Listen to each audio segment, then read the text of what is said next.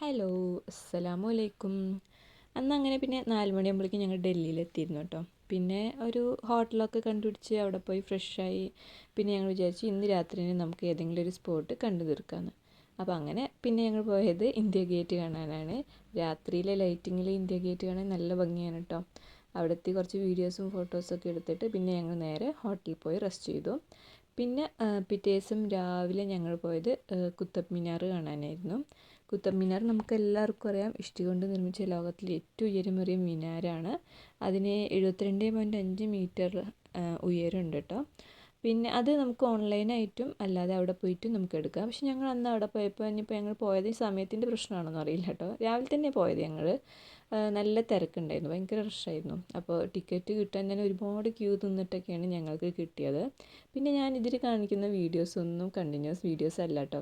കാരണം ഞങ്ങൾ വീട്ടിൽ നിന്ന് ഇറങ്ങിയിട്ട് 6-7 ദിവസം കഴിഞ്ഞിട്ടാണ് ഡൽഹിയിലേക്കൊക്കെ എത്തുന്നത്. അപ്പോഴേക്കും എൻ്റെ ഗ്യാസൊക്കെ പകുതി മുക്കാലൊക്കെ കഴിഞ്ഞിരുന്നു. കാരണം കുട്ടീനെയും കൊണ്ട് പോവല്ലേ, അപ്പോൾ അവൻ്റെ ഫീഡിങ്ങും കാര്യങ്ങളും ഒക്കെ പാടായപ്പോൾ ഞാൻ ആകെ മൊത്തം ടയേർഡായിരുന്നു കേട്ടോ. അപ്പോൾ കുറച്ച് വീഡിയോസ് ഉള്ളത് ഒരു ഓർമ്മയ്ക്കെന്ന പോലെ ഒരു വീഡിയോ ആക്കി ഇതിലിടുന്നേ ഉള്ളൂ. അങ്ങനെ പിന്നെ ഞങ്ങൾ ജുമാ മസ്ജിദൊക്കെ കാണാൻ പോയി. അത് ഉപ്പാൻ്റെ വലിയൊരു ആഗ്രഹമായിരുന്നു കേട്ടോ, ഡൽഹി ജുമാ മസ്ജിദ് കാണണം, അവിടെ പോകണം എന്നുള്ളതൊക്കെ. അപ്പോൾ കുറച്ച് ഇടങ്ങേറായിട്ടാണെങ്കിലും ഞങ്ങൾ അവിടെയൊക്കെ പോയി. അത് കഴിഞ്ഞ് പിന്നെ ഞങ്ങൾ പോയത് ലോട്ടസ് ടെമ്പിൾ കാണാനായിരുന്നു. ലോട്ടസ് ടെമ്പിൾ കണ്ടു. അതിൻ്റെ ഉള്ളിലേക്കൊക്കെ നമുക്ക് പ്രവേശനമുണ്ട്. അങ്ങനെ പിന്നെ ഞങ്ങളത് ഫുള്ള് കണ്ട് നേരെ വീട്ടിലേക്ക് തിരിക്കാനുള്ള വഴികളൊക്കെ നോക്കി. അതിൻ്റെ ഇടയിൽ കുറച്ച് ഷോപ്പിങ്ങും കാര്യങ്ങളൊക്കെ ചെയ്തു കേട്ടോ. മാർക്കറ്റിൽ പോയിട്ട് ഞാനൊക്കെയും കുറച്ച് ഷോപ്പിങ്ങൊക്കെ ചെയ്തു. ചുനുക്കുട്ടീനെയും ഉമ്മാനിപ്പയൊക്കെ റൂമിലാക്കി. ആ തിരക്കിൻ്റെ റഷിൻ്റെ ഇടയിലേക്ക് കൊണ്ടുവരണ്ടെന്ന് വിചാരിച്ചിട്ടാണ്.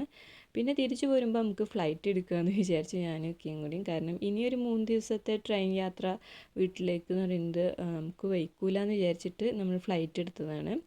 നേരെ പിന്നെ ഞങ്ങൾ കൊച്ചിക്കാണ് ഡൽഹിയിൽ നിന്ന് ഫ്ലൈറ്റ് എടുത്തത്.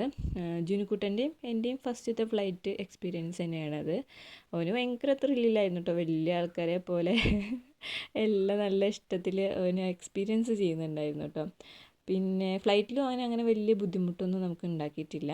പിന്നെ ഇത് ഉച്ചയ്ക്ക് 2 മണിക്കൊക്കെ എടുത്തിട്ട് വൈകുന്നേരം ആകുമ്പോഴേക്കും നമ്മളവിടെ കൊച്ചിയിലെത്തിയിരുന്നു.